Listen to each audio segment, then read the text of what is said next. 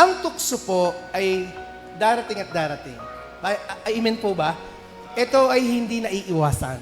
Kahit anong bait mo, kahit anong ganda ng sitwasyon ng iyong buhay, merong pagkakataon sa ating buhay na ipapahintulot pa rin ng Diyos na tayo ay matukso or tayo ay tayo ay dadaan doon sa hamon na tutuksuhin tayo.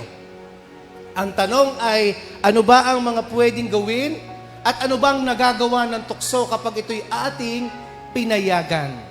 Kaya nga po, bibigyan natin ng emphasis yung si Junie ba ay mananatiling pure ang puso kapag dumating na ang mga hamon, challenges, trials, pagsubok, and this tonight, temptation, tukso.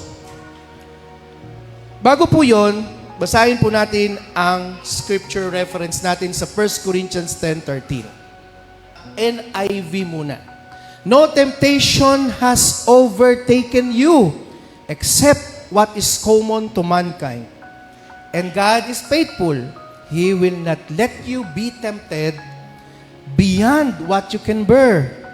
But when you are tempted, He will also provide a way out so that you can endure it.